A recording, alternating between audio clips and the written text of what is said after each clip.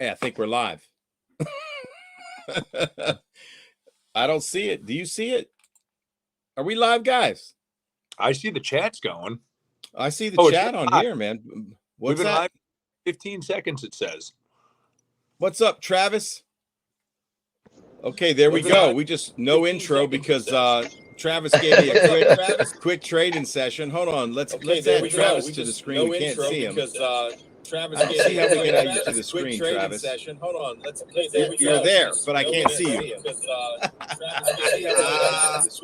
What up? What's up, guys? SmallmouthCrush, everybody. Oh, here he is. Back in the truck. You know where he's headed? He's headed. What's up, guys? Everybody. He's headed to where? He's in the truck. You know Why is this thing? Why is there an echo here? I don't know. Well, Where are you headed, Travis? Where are you headed? Hold Welcome on. to your own stream, bro. Where are you headed? Wait, let me connect. Okay. Well, you are connected. Hey, guys, what's up? Hey, welcome to SmallmouthCrush Live with your new host, Epic Eric. He's going to take over the whole channel. No. Travis gave me a quick training session on how to work this thing. How's it going so far? Let's go. Dude, I think you're amazing at this. You're doing a good job. Oh, thank you, man. I appreciate that, man. Me and JP were just talking. We got a lot to report tonight, man. We got I know. Dude, first of all, congratulations. Yeah. You had a huge win again. Hey, man. Thank you, man. So, I appreciate that. Eric, where do we even start here? You've been racking. Eric is a ham. You're pretty good, dude. Thank you, man. Thank you. Like, Thank you. You know how you got a bunch of baits and shit behind you and people talk, but they don't always back it up. Yeah. You win some tournaments. Yeah, man. Yeah. Absolutely, man. I got a great partner for sure, man. We fish strong together. I think it's a great mesh of when needed, power and finesse. Because I'm a junk fisherman, right? I'll throw anything, but when it calls for power and winding on them, that's one of the things I love to do the most. And oddly enough, look, we've been on Kerr for three weekends, right? We came in third, second place option pot. It was a grinder cold front derby. We fished post front that first tournament, just shy of 14 pounds and got third place and second place option pot. One big bite away from really winning the whole thing. The next weekend, literally couldn't stop catching them, grinding, cranking the whole time. 50 fish came over the rails, JP. And literally you're thinking the next bite's going to be that pre-spawn 4 or 5 or 6, right? And it never happened. So what do? We talked about it last stream, JP. Do you switch up your game plan? You've got thoughts rolling through your head. We're talking about it on the water. And I'm like, we got to stay the course. I mean, he makes the call, of course, but we talked it through. And so this tournament, now we were boat number 2 last week when we got stomped on. We caught about the same weight, no big bites. Everything was cookie cutter.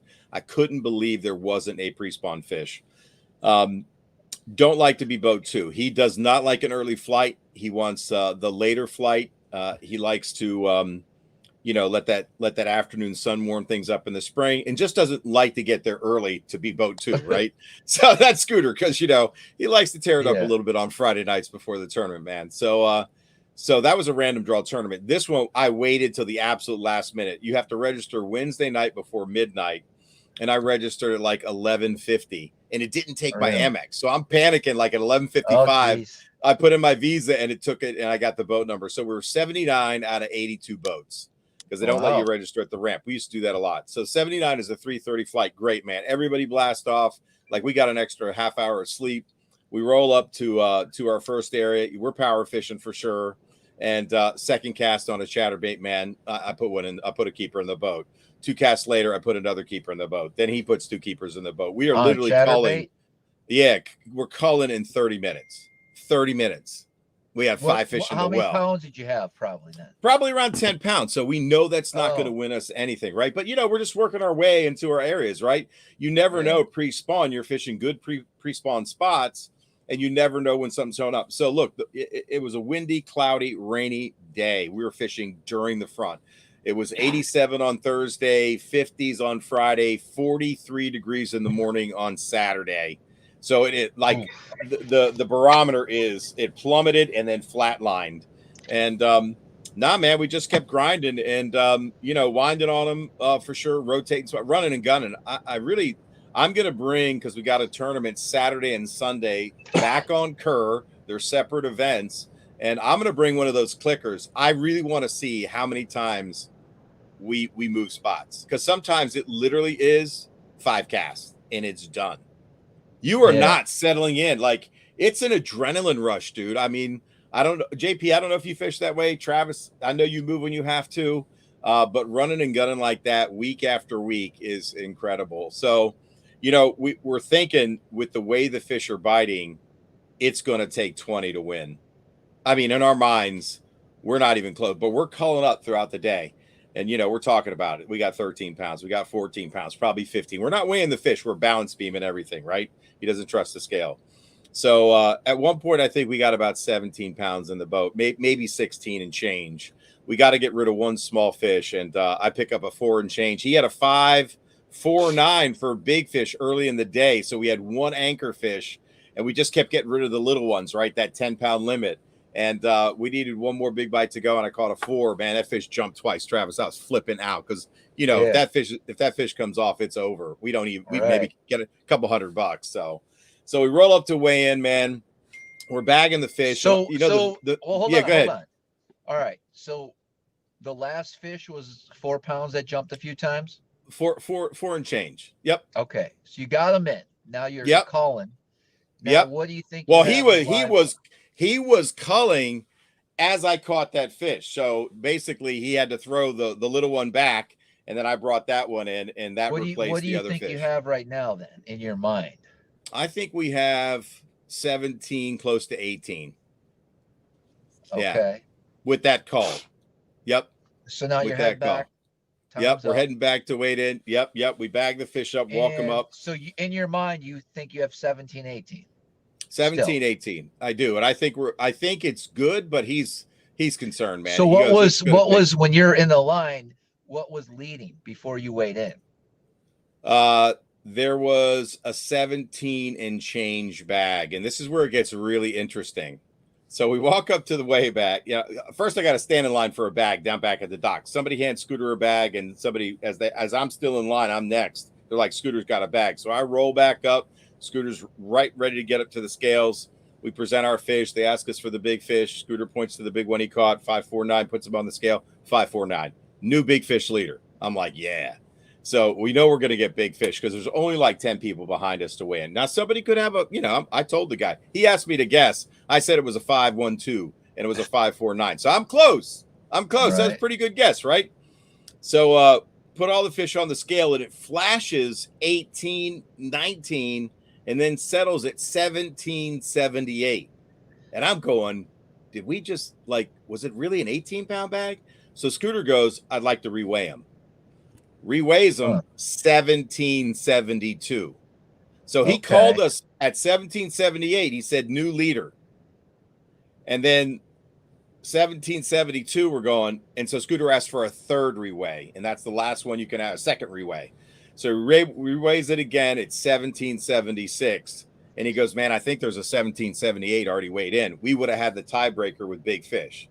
So we're walking down the ramp talking about that. And I'm like, man, what are you going to do? I saw it flash too. I thought it might be, 17.76. I thought it could have been 18. It was close. So we thought we blew it for a second, man, and we rolled back up. And the weighmaster got confused. There were other 17-pound bags, but nothing more than 17.76. So we won with 17.76. Right. Yeah. Nice. So there was a moment there, dude, where I put it on my story on Instagram, so it was pretty funny. Yeah, well, that's awesome, man. Yeah. People are picking on me in the comments, but what are they saying?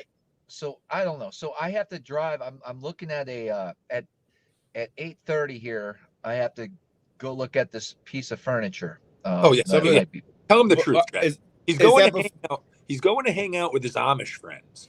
Well, wait a minute. Somebody said, is that before or after the Grubhub order you got to drop off? That was from Michael Bradley. That is funny. Michael. He's making friends with all the Amish people up there in Watertown. I just, I talked to Abe today. He's doing some cabinetry work. So I walk hey, but let me just tell you, man. Hold on, real quick. Let me put a bow on the story for you guys, like on the Derby story, man. So you look, man. Me and Scooter make a really good team, man. Like I said, power and finesse when needed, and I'll stand toe to toe on the power front with him as well. So it's a good combo because I'm always throwing a little something different behind him, even if it is power, right? And you know, that picks up some bites. I mean, it's really cool. One of the 3.5s I caught that day, saw him eat it on a rock. It was awesome, man. They were in the dirt. The shad spawned a little bit earlier. The shad spawn is just starting up there, and it's super early for up there because it's been a really warm spring. So it's going to be interesting to see if it's going to be warm. The fish, have they spawned yet? They're just starting to, and I'm sure a group had to spawn on the last full moon because it was 87. And I think it was almost 80, and the water temp was in the 60s. So it hit during that last full moon prior to our tournament. So I'm sure there were fish on beds. The problem was it rained 2¼ inches on Friday, and it blew out the backs of creeks. So if you were a guy that practiced in the back of a creek, you got mudded out, and that can turn those fish off. You know, that's a clear water lake generally. There's some stained areas, there's more muddy areas. But that just blew out the backs of creeks. It was chocolate soup at the launch ramp. I mean, it was blowing through. So it just shut the bite down for a lot of guys. That might have worked to our advantage. I don't know. So, you know, we went in blind. We went in blind. I mean, we're really fishing Scooter's knowledge of the lake and patterns that it's a great pattern lake. It's probably one of the best pattern lakes in the country based on what I see. But, you know, make no mistake about it, man. Scooter is an absolute hammer up there, and he makes the right calls. And look, he swings for it every time, man. It's, you know, we're going to do really well or not at all. And it's all good. It's all good. So, but it's really cool. I mean, there were tournaments where we're sitting on nothing. And, you know, I drop shot up a limit and he's throwing a Ned on 20-pound test with the heaviest Ned rig you can find. So it's pretty cool that, you know, I can make some calls during the tournaments and during our tournament history. We didn't win that one, but we placed high and got a nice check. So, but I really enjoy it, man. He's a hell of a wheel man, a great captain, and he makes the right calls a lot of the time. So it's a good scene altogether for sure. So we'll see. We got the Angler's Choice coming up. That was the Collins Bass for Cash. That's the same series we won the 2-day championship last year. So yeah, they and it was a boys and girls club event. He's never won that one. He's always wanted to win that spring event. And so they doubled the money basically for us.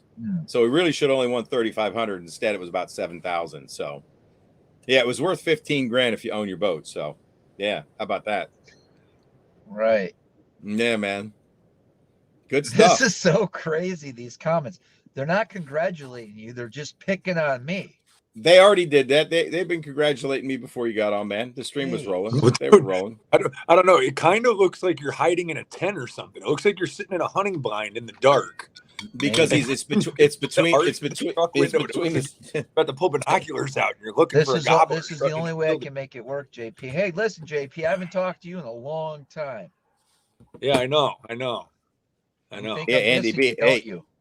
Hey, Travis, do you think we could get Tom Mansour? Yeah. Hey, Ken. Hey, thank you, Lee. Thank you, Ken. I appreciate it, man. I would love to get Tom Mansour on the show, man. Okay. Well, I wanted to share one more thing because look, we got stomped on the weekend before, right? I mean, you know, we did catch a ton of fish cranking, and it was a similar bite this weekend for the win. But we got stomped on, bro. I mean, like there was tons of 17, 18, I think, and 119 and a 21.91 won it. And we're sitting with like 13 pounds. So that's an ass kicking, right? So it's really good to come back and win it. But that weekend, unbeknownst to me, as I was driving home licking my wounds, BTC called me up, and he was fishing a tournament. And there was a guy using my chatterbait in my Epic June bug color, and they won it on it. And so it got its first tournament win, man. The Epic June bug Mad Hatter. And this is what he wrote. I'm going to read it because he sent me a note because he ordered some more up. So if you don't mind, I'm going to read what he said because I think it's pretty cool. Okay. So he goes, he came back for 2 orders. He messed his first order up. He says, look, either way, you created a fantastic chatterbait. It's one hunting son of a gun. He said the June bug color was perfect for the stained water I fished this past weekend. It led to the tournament win that BTC told you about. He said, thanks for the fishing dollars that you freely give away. I've learned an immense amount from you. Thank you in tight lines. Peace to you, Bass and brother.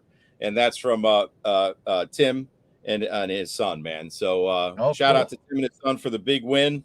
It's the first one. And I tell you what, if you haven't tried this chatterbait in particular, I've made similar ones in the past, and they were in prior boxes. And I was just telling JP before he got on, this does not work like a jackhammer. It is not a great heavy grass ripping bait. So if you got this is not a thick, when the grass is full, this is a great pre-spawn dirty water rock. That's what I was throwing this weekend.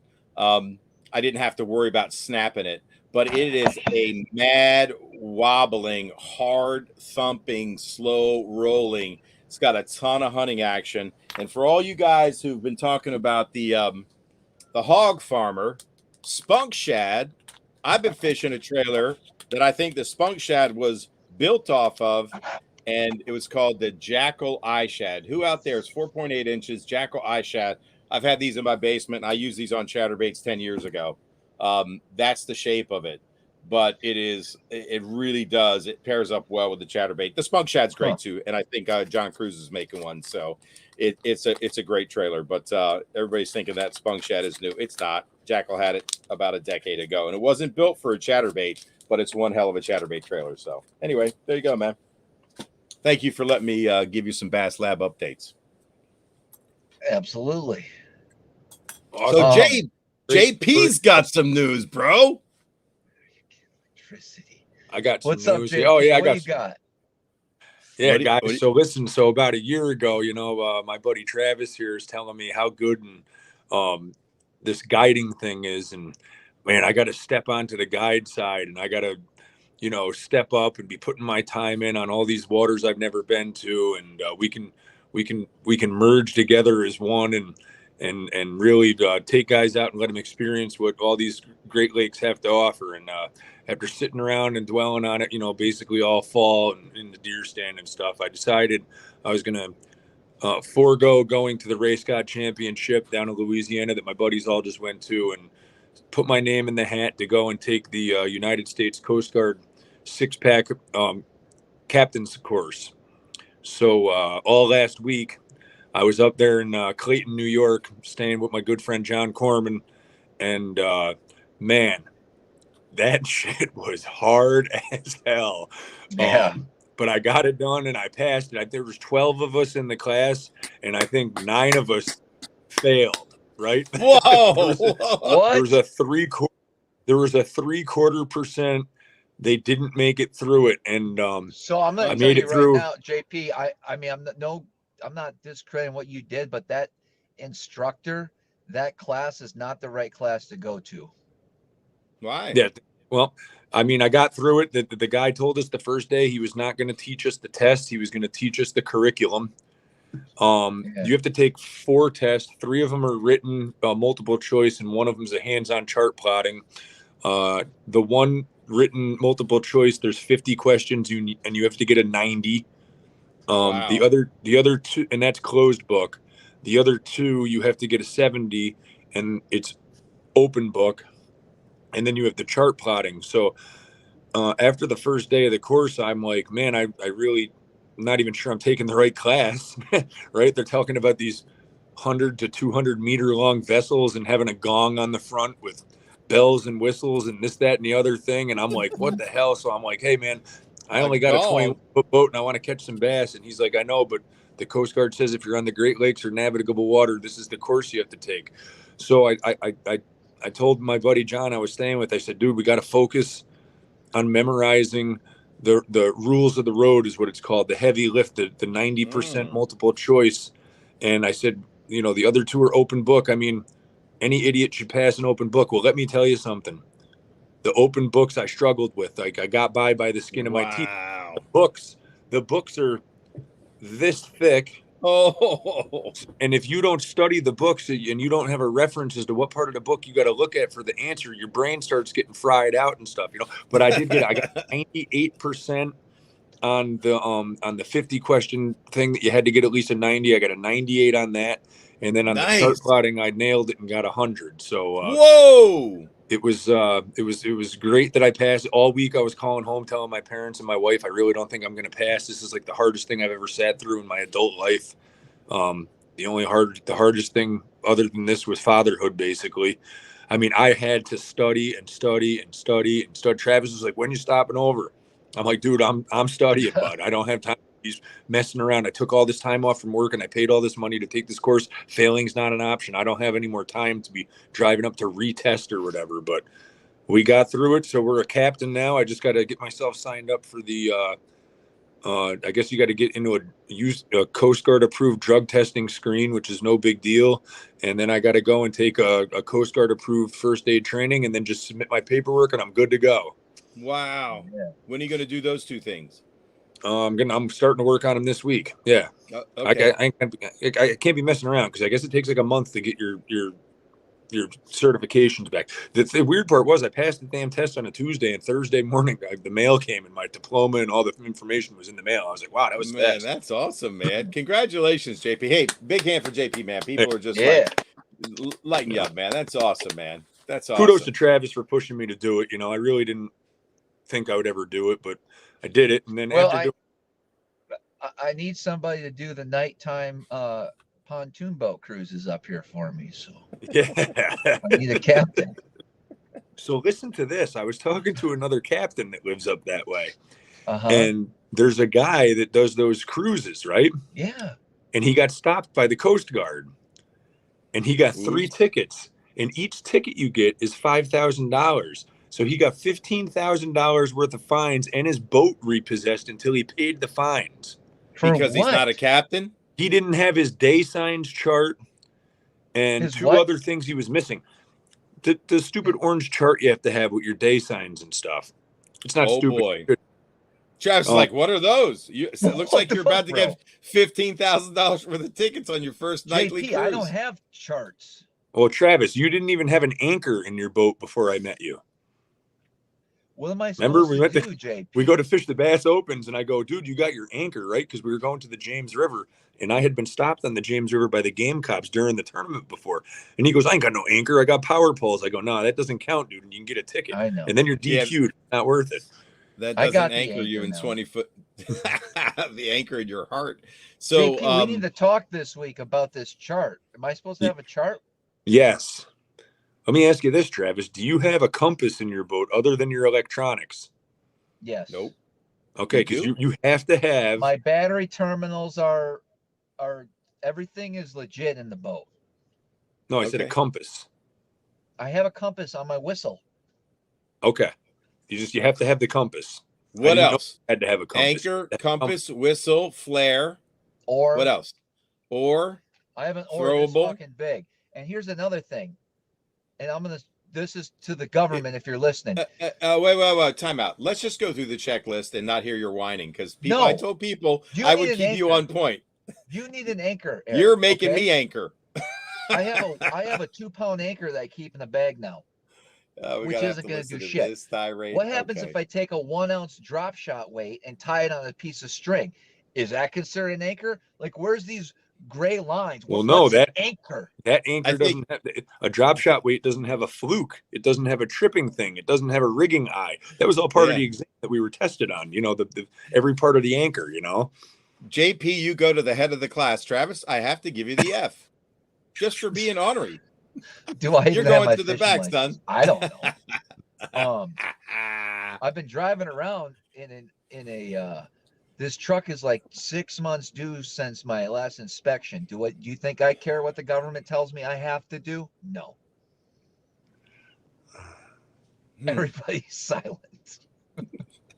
I mean, I don't know what to say. We're just trying to hear JP. Dude, I'm thinking I might go back next winter and get my master's, and then I will go drive a 100-meter vessel and go catch crab out in Alaska. Really gonna go catch so crab. JP, what is this chart? What is this chart? I don't have much time left here. What's this chart? It's the day signs chart. Bernie was telling me. I'll get the information from him this week. Yeah, don't you have a list chart? Yes, a day sign chart. JP, don't so you this have guy a list? got $15,000 in fine because he have a day chart? No, there were 2 other things too. There was 2 other things. had 3 fines. I don't know what all the fines. Well, hold on. Let me see. Hold on a second. Let me see if I can get to their thing here. I'm curious. JP and the Deadliest Catch, Travis edition. Crab season has been canceled. Don't get that master's class just quite yet, JP. Oh my gosh. Don't you, Travis, isn't there like a Coast Guard checklist that you're, or do you have to remember all that stuff from when you took the test? Like, I mean, they should have a checklist, right? Can't you just go to I need to go look on the rules. I keep a whistle. I keep my flares. I keep the battery terminals. I know you have to have an anchor. Well, when you say the battery terminals, what do you mean? When you say battery terminals, what are you talking about? Your battery terminals have to be covered. Covered. Well, yeah. Okay. I mean, so now I got 2 people with a dark string. You're back. So here's what it said. It said that he got pulled over, and in 30 minutes, he was ticketed $15,000 worth of fines. Didn't tell me what the fines were. And that they took his boat and they wouldn't give it back to him until he paid the fines. Wow. Dang. I mean, they grabbed his boat. What in the heck? Wow. And then a bunch of the guys in the class were docksmen, guys that installed docks, permanent docks on the St. Lawrence River. And he says the Coast Guard's been busting their ass the last couple of years, too, about pushing small barges with excavators around to do the docks and working off the barges and stuff and not having this 6-pack license. So they're cracking down. Wow. Yeah. Well. Anyway, I want to take a moment to just say, who wants to go to Ticonderoga with Big JP for the next 5 weekends? Let's book a trip, guys. Let's get up there and catch big largemouth. It's going to be a great time before I head up to Ontario to do that early season over there in Canada. So let's book some trips for the south end of Lake Champlain. I'm willing to be an open book. Let's do this. All right. I like it. Let's show your support for trip JP. Right now. If you guys are within a 3, 4, 5 hour drive to Lake Champlain and you want to learn how to catch some big largemouth in the spring, pre-spawn. Yeah. I would love to go with JP. JP, let's talk about what we're going to be winding when I book you. What we're going to be lipless crankbaits and chatter. Dude, I found a bevy of Foxy Mama, Sexy Shad, Foxy Mama Chartreuse. I found like 12 of them sitting in a box today when I was putting my trap box together. Brand new. That's not the used ones in my box. Brand new. Like pristine. I thought of you immediately. I'm like, JP's gonna have a he's gonna have a tongue when I see him. Mark wants to know, how can people get a hold of you, JP? Yeah. Okay. So guys, listen up. You can take down this number I will give you right now on while we're live. I don't mind giving it out to 1-518-708-5313, or you can hit me up on my website. Hold on. Give that number again. I'm going to type it into the comments. Go ahead. 1-518-708-5313. 708-5313. Right? Yep. Hit me up with a text message. 518-708-5313. Yes, sir. Sending it. There's JP's numbers. Or you can go to bigjpbass.com. I got a website up ready to rip. bigjpbass.com. I love it. Let's go. Guys, bigjpbass.com. I do also want to say the first 10 days in May, I do have some dates if you want to come up to the St. Lawrence River and catch some big ass smallmouth. You'll never experience anything like it. If you're a non-tournament, non-local that will never come back, book a trip with me.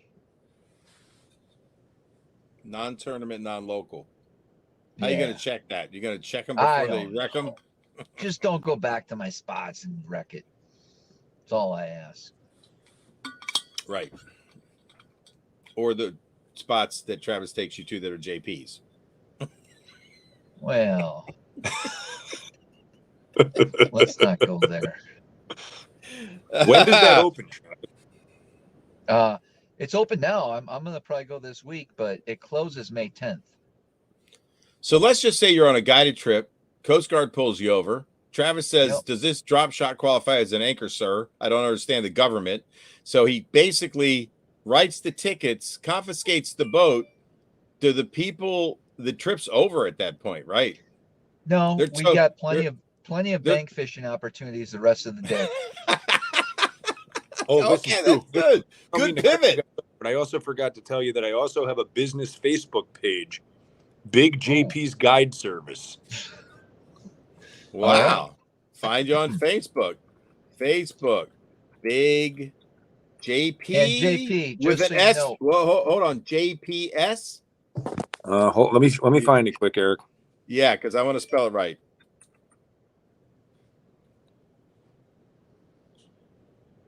Big JP's Guide Service. JPS. JPS. Okay. JPS on Facebook. Check him out. Listen, hold on, I'm gonna send you a picture of it, Eric, and you can put it up there. Yeah, well, that maybe. He knows how. Yeah, he'll figure it out. He's good. Whoa! You got to send it to my email, dude. I just look at that smallmouth bass I'm holding in that photo.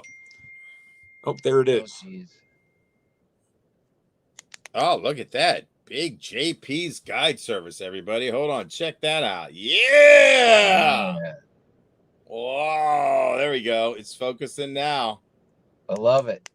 Nice. Big JP's Guide Service by SmallmouthCrush. How'd he get in there? Well, JP SmallmouthCrush approved. You know? I like it.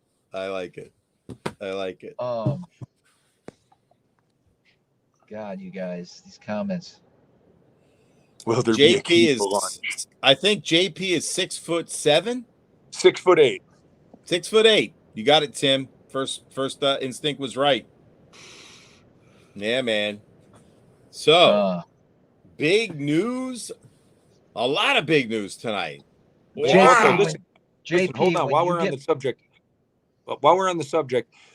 of, we don't have to travel all the way to Lake Champlain to get you guys on fish. If you're in the Albany area of New York State or centralized in the eastern part of New York State, there's plenty of good fishing. We got Saratoga Lake, Sacandaga Lake, Oneida Lake, the Mohawk River. There's a diverse fishery. You can go, I can take anybody out in, once the summer gets here, and we can do evening trips on the Mohawk River punching chestnut with heavyweights for largemouth. Great time. You know what I'm saying? There's a very diverse fishery around here that not a lot of people have really tapped into yet. So I'm really looking forward to expanding on that also. Is all that information on your website, JP?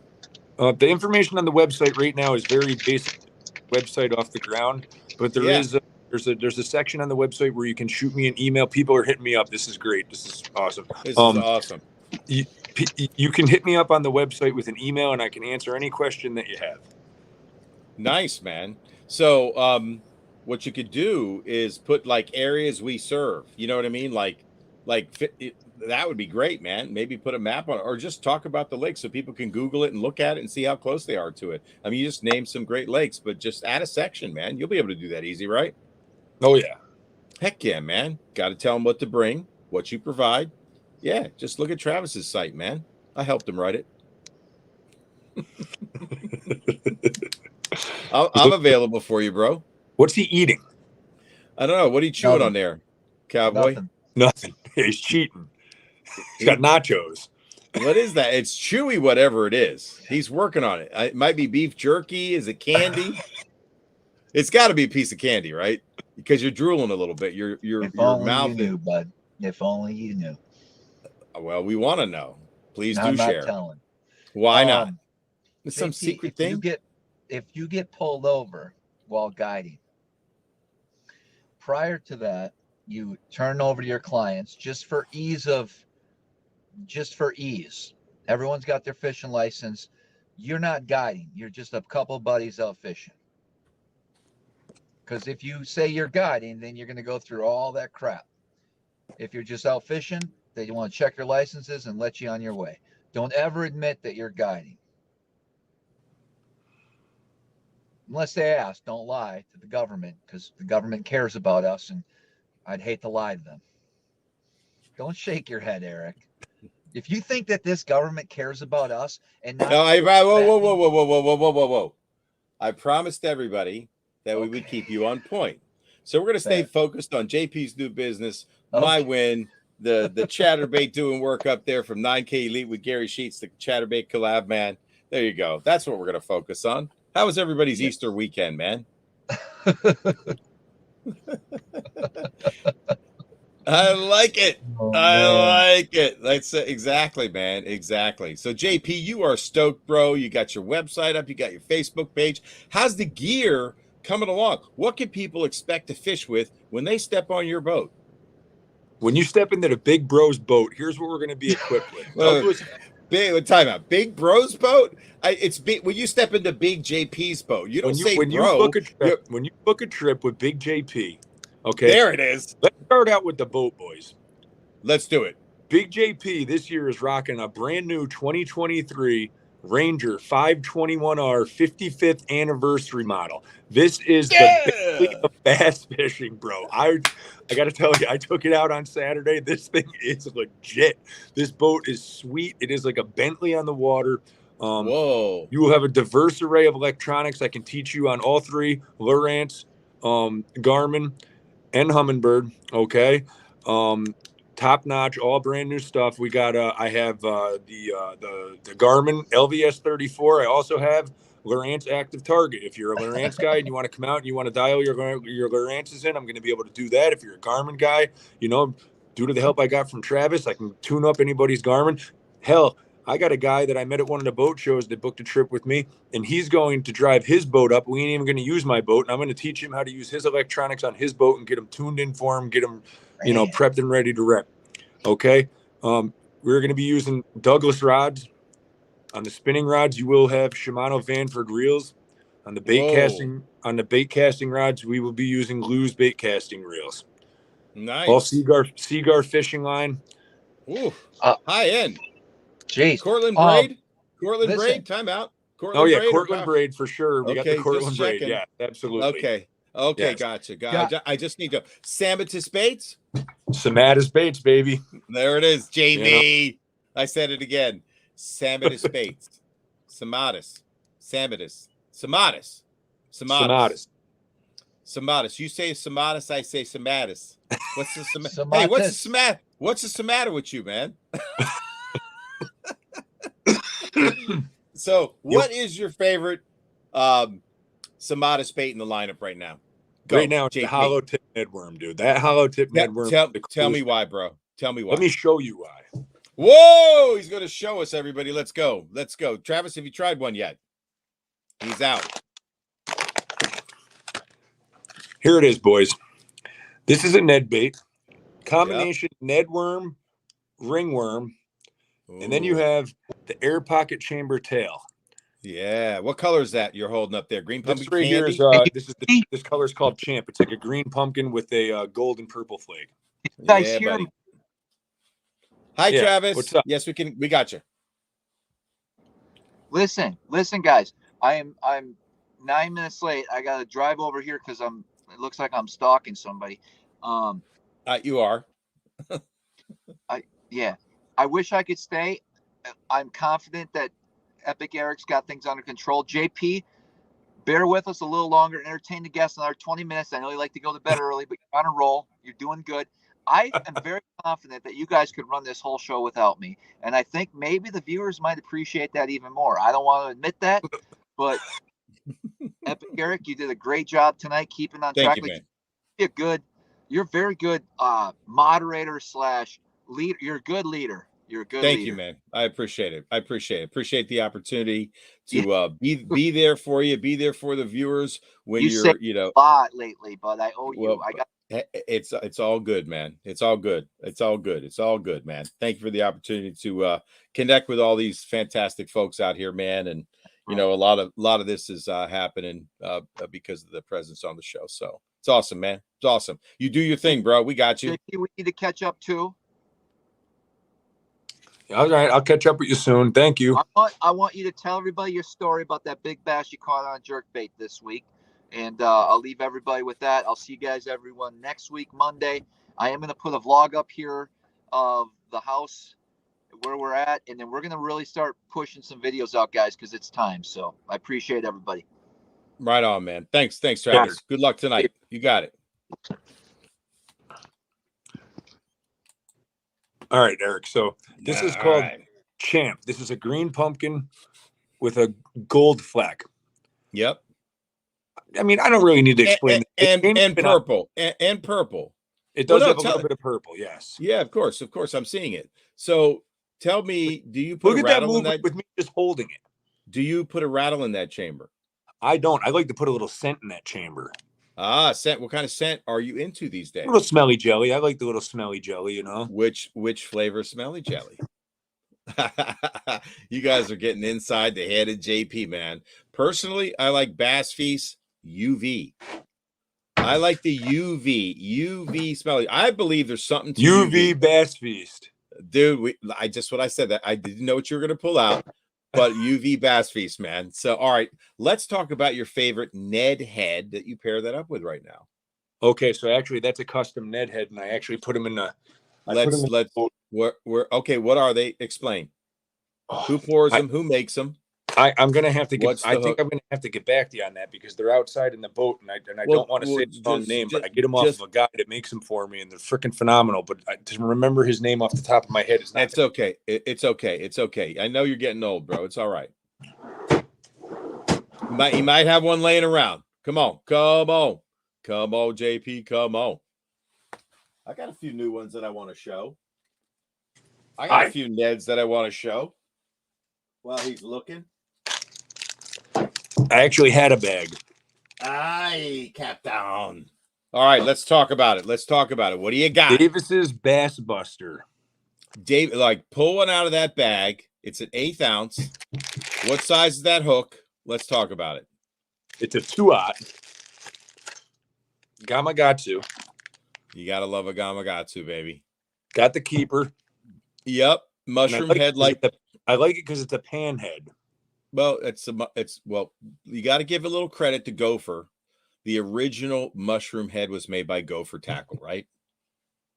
And it has been copied to oblivion. I think their patent's over, if it was ever patented. Does anybody know if the Gopher head, that was the original mushroom head, by the way? I do believe. Yeah, look at that. Yeah, buddy. That's a 2/0 hook. Do you feel, since you've been fishing the Sambatis baits, Ned, are you getting a bigger bite? Because that is a much bigger bait than the Finesse TRD. Yeah, this bait actually catches big largemouth too. I feel like I'm getting bigger bites, and I feel like I'm getting more bites, to be honest with you. I just feel like interesting. It's a fish catching machine. Something about that. Just look at that. I'm not even moving it and it's jiggling. Well, a couple of things happen. It's got like an articulation to it, right? Because it's fat, then it has that segment. But the rings are interesting to me because I believe something about the rings, when you're dragging it, it catches air.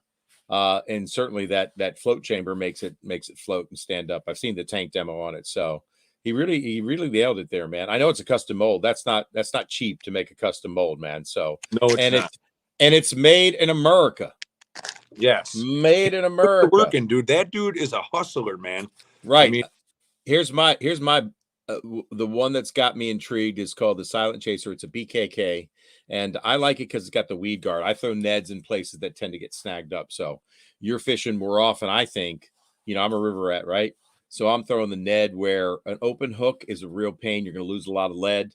And I'd like to come through clean, especially if I'm in the cover where I think a bass is, right? Right. I don't want to bust that bait off. Plus, I don't want to leave a bunch of lead in the river. So I don't mean it's a double weed guard. Yeah, go ahead.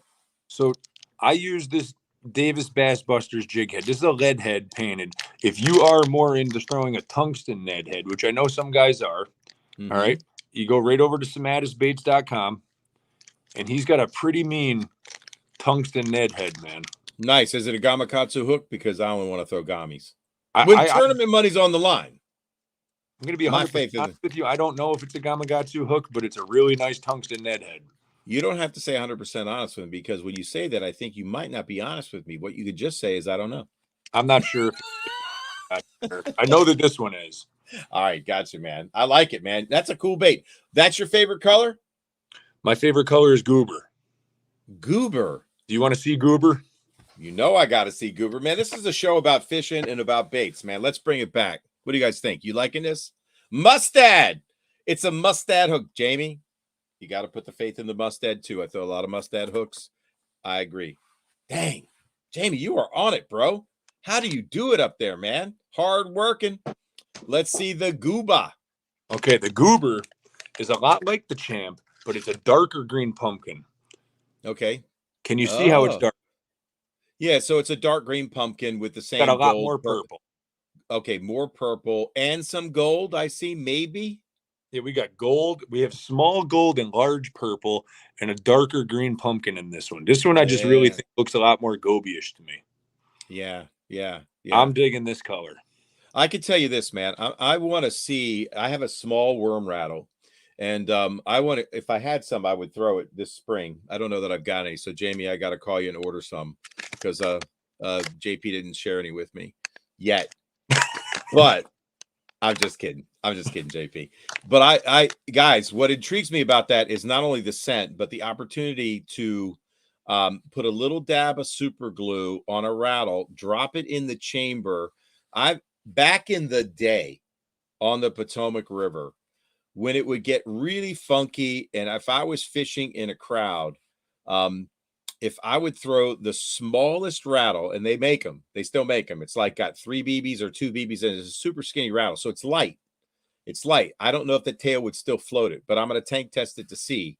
But that tail, because it's got so much movement, that subtle rattle. Now, it's ticking on the rocks, but if I'm standing in place and I'm just shaking slack line, that tail's going like that, and that rattle's going, you know what I mean? I'm telling you, man. I think it's gonna be money, man. And I'm crazy like that. Things like that can make a difference. I was fishing an island. It's a concrete man-made island on the north end of the Potomac above the Wilson Bridge. Everybody knows it that listens to the show. It's called the Spoils. And we were in a derby. And there's multiple boats surrounding an island. It was the old deck of the Woodrow Wilson Bridge. So this island it's pretty big, and it comes up out of the water, right? Like an island would, but it's square. And off of the island are chunks of concrete. You used to have to find it with your worm because, you had 2D, but you didn't want to roll over it to see if there were fish on it. You just knew there would be fish, either pre-spawn or post-spawner in the summer.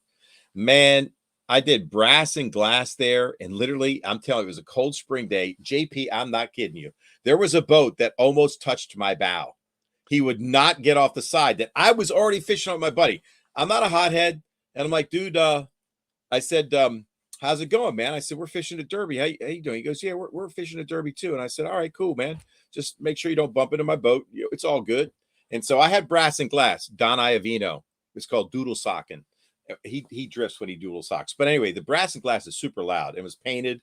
I was really crazy. It was all matching. And I found the piece of concrete that had fallen off this like island, and it's off a corner. And so I had it, and I'm going, shake, shake, shake. And I mean, I think I can hear that brass ticking, and I'm just shaking. I literally had to do it for like 2-3 minutes. Twing! Man, like a 4.5, man. Right next to that boat, dude. We put him in the boat. I fired another cast back there. I caught 3 fish off that one rock, and I literally had to shake it in place. Not move it, not drag it, not pop it, shaking slack line. So it was that brass and glass going tick, tick, tick, tick, tick. And I imagine they just were so cold because it was a massive cold front that they just didn't want to eat it or annoyed them. I've never fished that still in a tournament since to tease a fish into biting. Isn't that crazy? It matters, man. It matters. It's all part of the presentations. One of the old stories that I got that I'm glad I could share. But that was, I think I was fishing a ringworm, and I was fishing 2 colors that I really like to fish: a black grape with a pearl blue tail. On tidal rivers, that's money. You can't find it. It's hard to find. Anybody else out there like black grape with a pearl blue tail? Don't sleep on it. If you fish tidal water, what does it imitate? Perhaps a crab. I don't know, but they like it. Anyway, man. So what other SmallmouthCrush baits are in your lineup? Well, the drop shot bait, the SmallmouthCrush shot, is a phenomenal drop shot bait. That bait stands at attention. Perfect. So you like it. You like it. You're saying it stands level. Perfectly level in the water. So it's neutral buoyancy is what they call it, I think. Yeah, man, neutral. I spent a lot of time with Jamie this winter. I think I worked 2 or 3 shows with him this winter. Yeah. We were doing tank talks with people. We sold a ton of baits for him and everything. And, you know, a lot of guys, you know, and I'm not just saying this to give Jamie a pat on the back, but he does well deserve one, because the bait literally suspends perfectly in the water column. It's shaking the slack line. The tail just sits there and flutters. And he's got a lot of great colors, goby imitators, shad imitators. You know, great colored drop shot baits. He's got a nice little swim bait I'm looking forward to trying on the back of a chatterbait this year.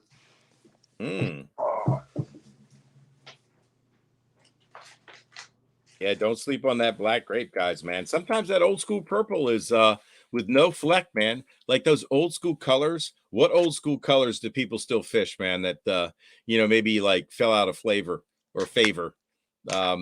Black grape's one of them.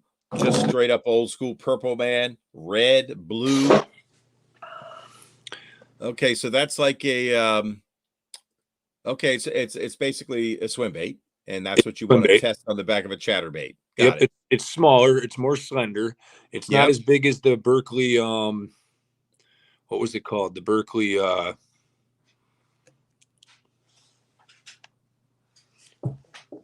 is that like a Magic Crawl swirl? I don't remember the name of that Berkeley one, but I used it a lot on a chatterbait back in the day. This is a little bit more narrower and slender, but I'm looking forward to trying this out. Yeah, for sure. You're talking about the Berkeley Havoc shad? No, the Berkeley Havoc. Oh, what was it called, Eric? Codfish at 180, man. What up? Grass pig. Anthony Geist got it, JP. Yep, that's it. The grass pig. The grass pig. This reminds me a lot of a grass pig, just a little bit skinnier. Yeah. What up, Gino? The operator's on. How about your boy, Gino? Tired. I bet he is, man. Just drove 23 hours straight to get home from Louisiana. Man, that's crazy, man. I'm still suffering from the weekend, man. But yeah, that's crazy. 23 hours is like Studley. I'll tell you who's good at doing tank talks. You want to talk about who you want in your booth? Who do you want in your booth? Gino. Gino is the man. To an Eskimo, all right? He has the gift of draw. He brings you in. He explains it to you. I mean, I swear to God, I would tell him before every show, I'd be like, what did you do? Stay up all night last night thinking about what you were saying? You know? And he's really got that gift of gab.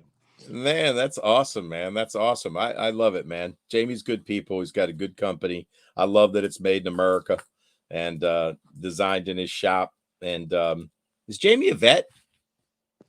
I don't know. Is he?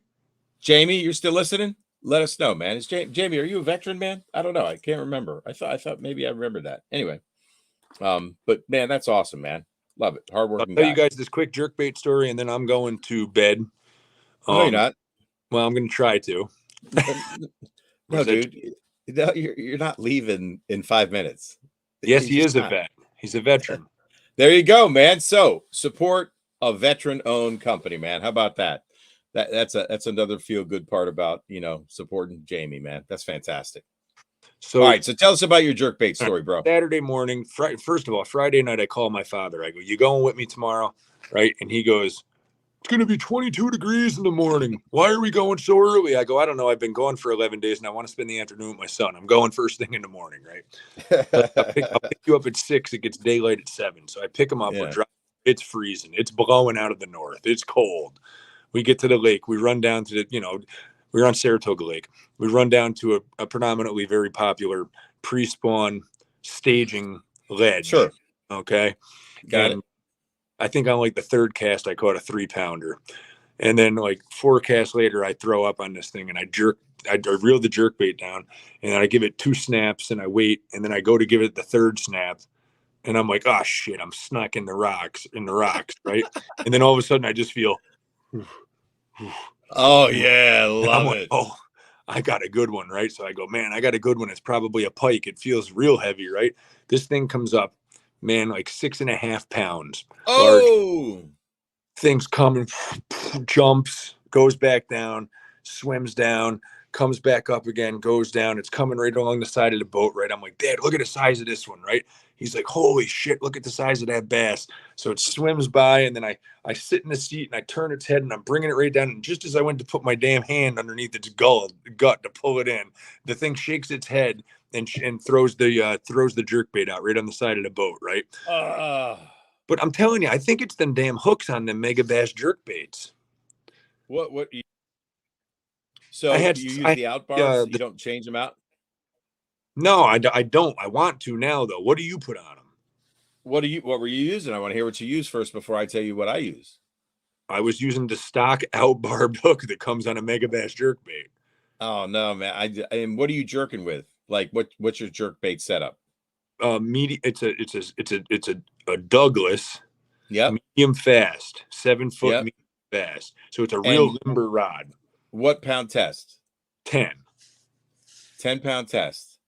Okay, so I feel like those out barb hooks are so thin that they flex when you sweep set, right? And so I just don't know if you got any penetration. So I'll throw a number 5 Gamakatsu on it. A Gamakatsu. What that? And number 5. Well, yeah, I mean that'd be even better, right? I haven't tried to be fair. I have thrown some of the Aaron Martin's hooks, but not on the jerk baits. So I don't know how the size would match up. You don't want to overpower it, but you know, because those are really thin hooks, supposedly balanced and stuff like that. You know, it's spends, so you'd have to check it out. But 5 is a hard number Gamakatsu to find. It's not a stock hook. It was usually reserved for the manufacturers. You couldn't buy it because you all you would see was 2, 4, 6, right? You know, like one even sizes. But they do make a 3 Gamakatsu and they make a number 5 Gamakatsu. They're just tough to find, and I would use the bronze. They're sticky sharp.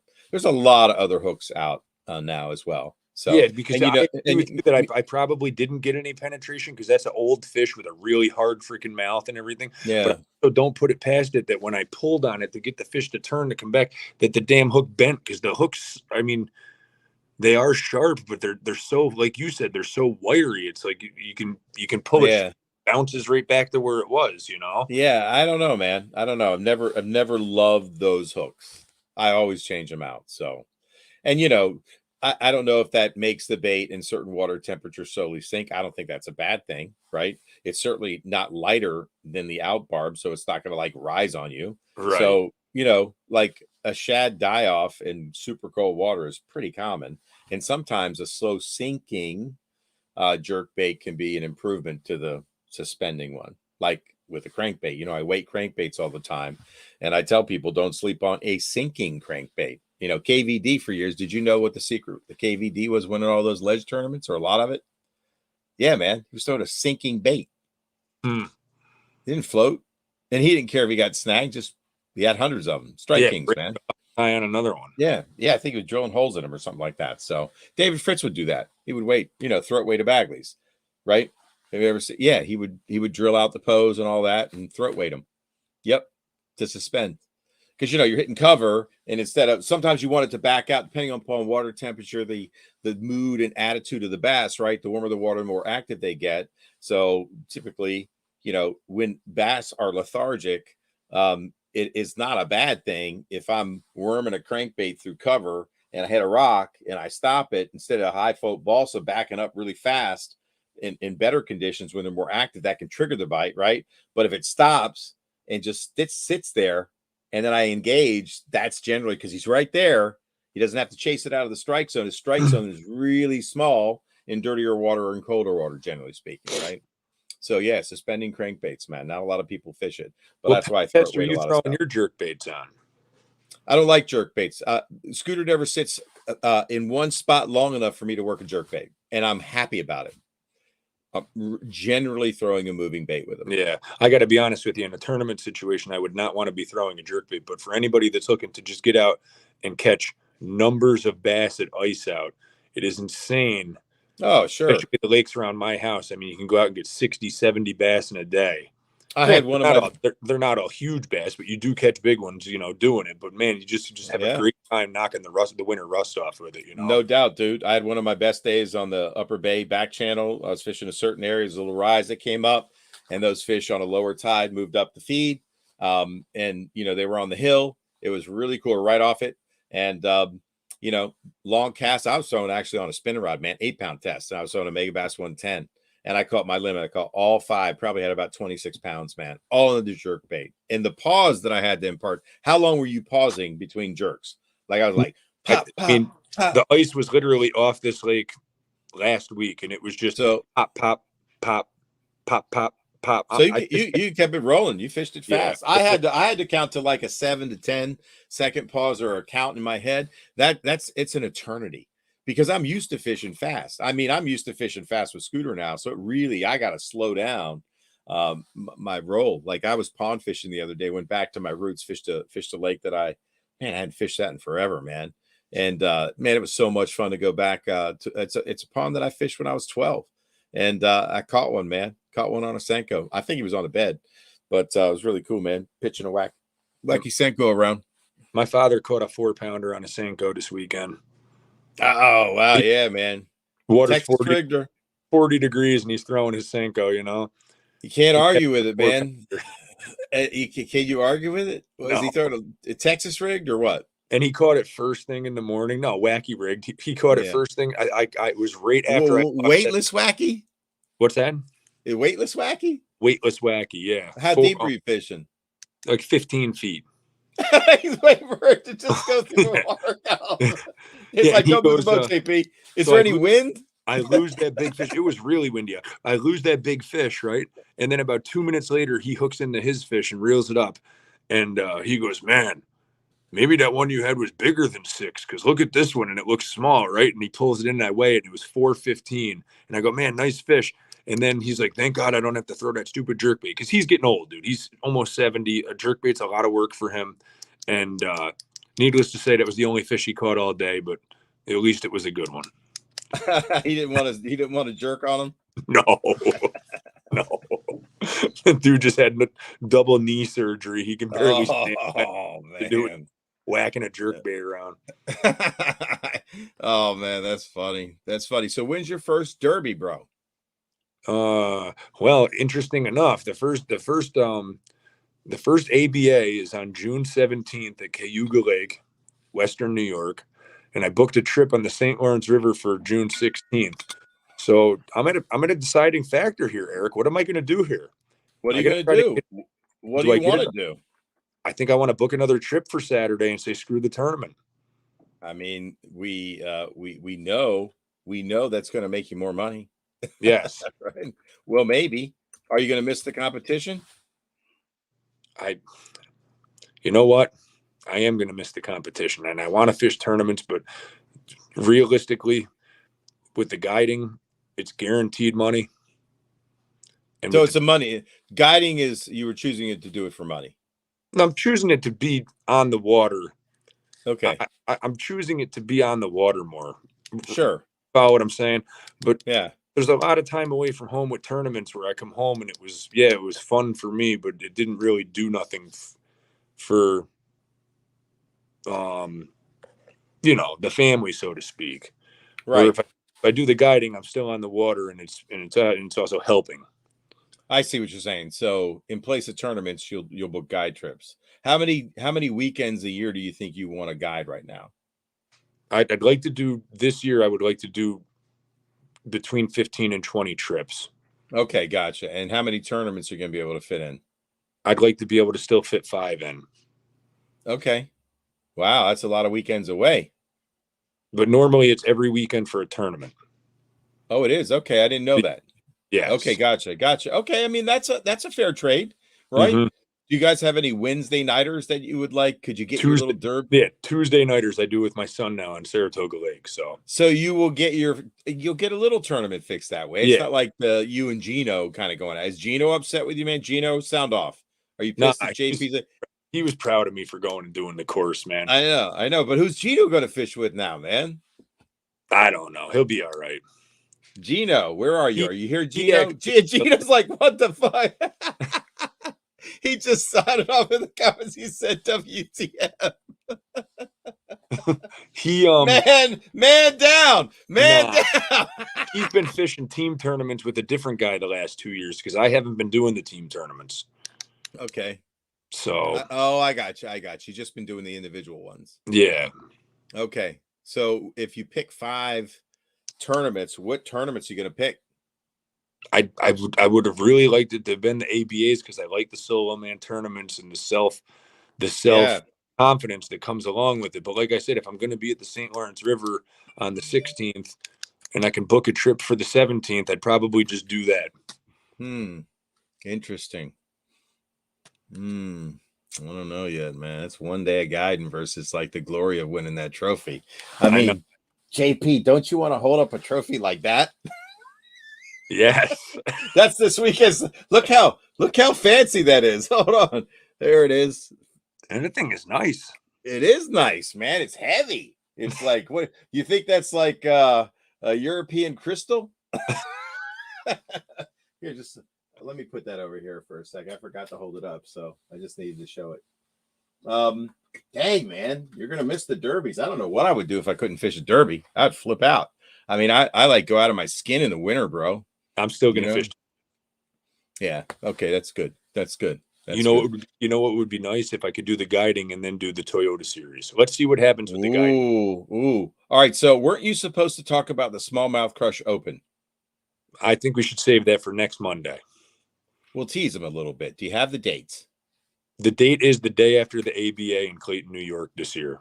Are you fishing the ABA? Yes. Okay. So what is the ABA date? Okay. And it's going to be out of Clayton. Is that where we're going, Clayton? Yes, it's going to be out of the boat. It's going to be right out of French Creek again. Crush Open. Okay, French Creek. What's the date? Hold on, I got to look it up here. French Creek. Day after. I'm typing this into the comments, everybody. The ABA. And that's on Lake Ontario, right? Or St. Lawrence River.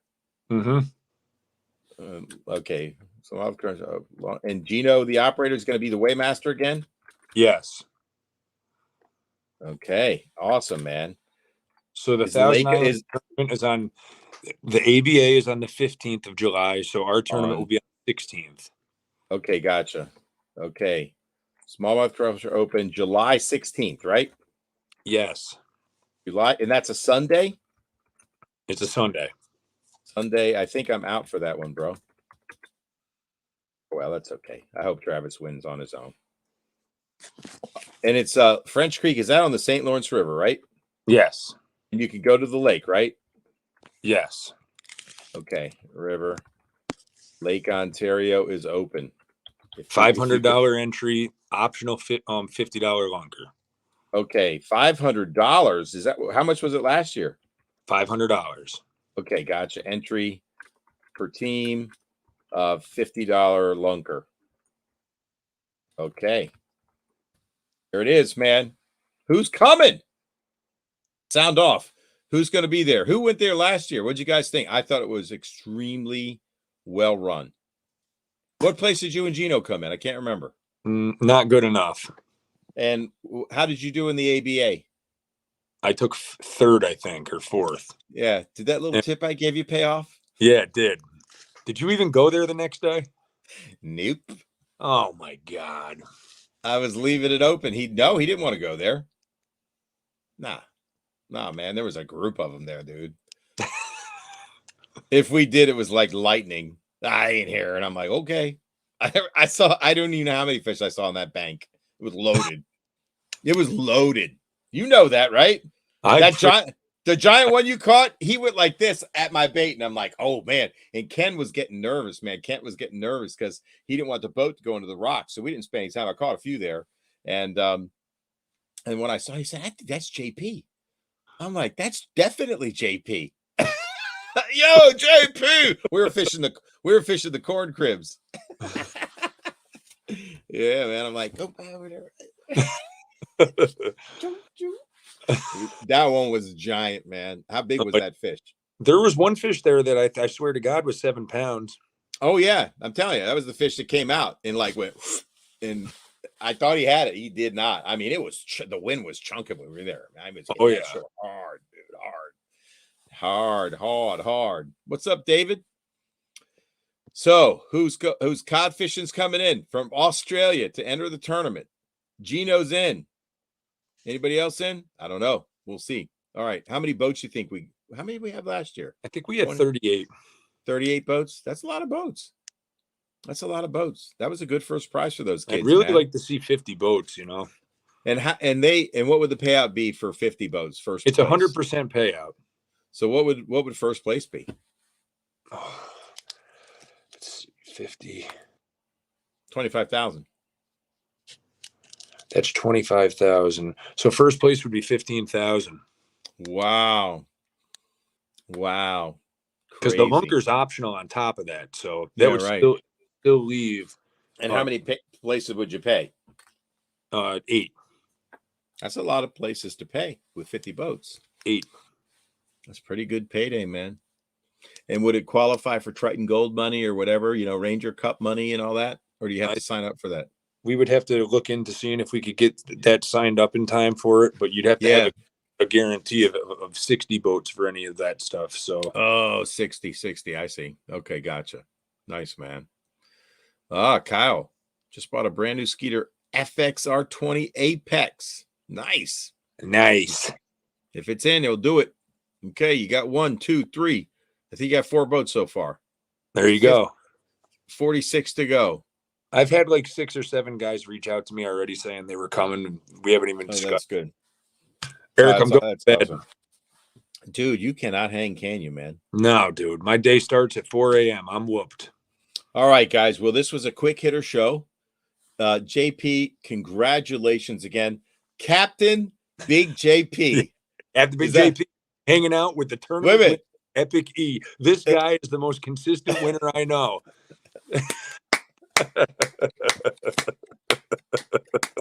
Hey, man, great show. We did a little show and tell. Hey, hold on for 1 second, okay? I wanted to show you one more thing. Actually, 2 more things. I want to give a shout out to my guy Goonie Wolf, who does all my stickers, right? So one of my favorites, man, because this is so for all the grinders out there, man, this is one of my favorite stickers he's done. Keep on grinding. Keep on grinding. You guys have seen that before.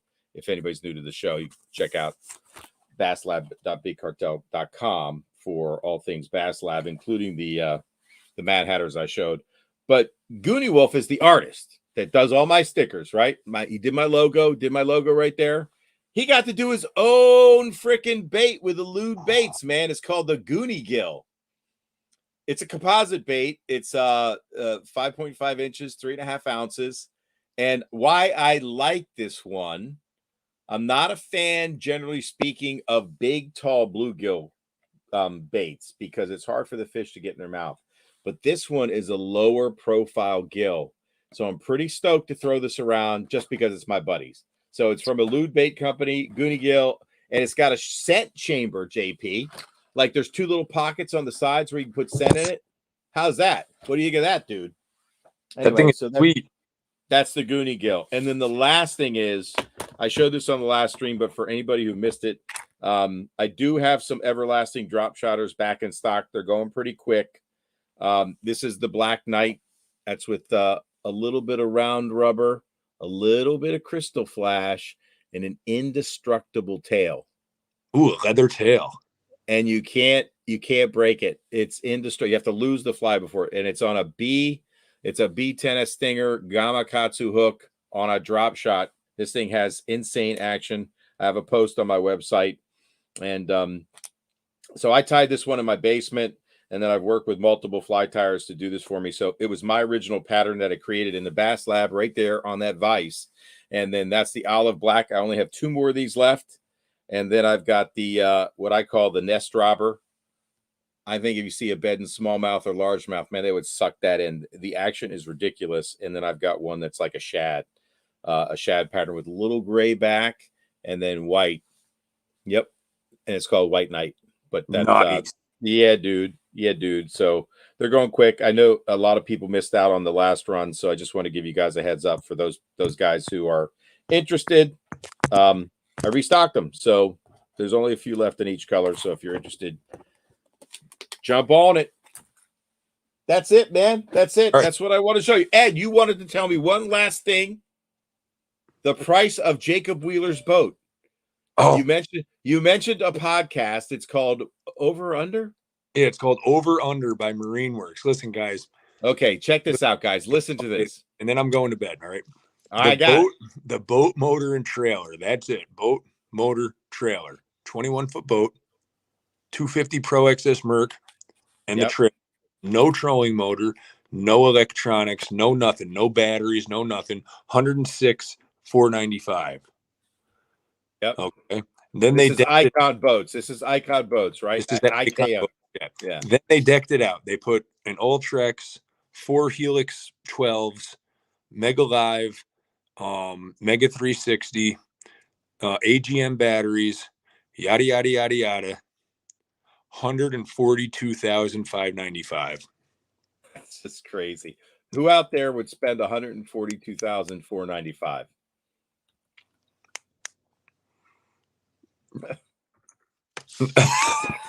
Come on, man. Did you just say that? That's impossible.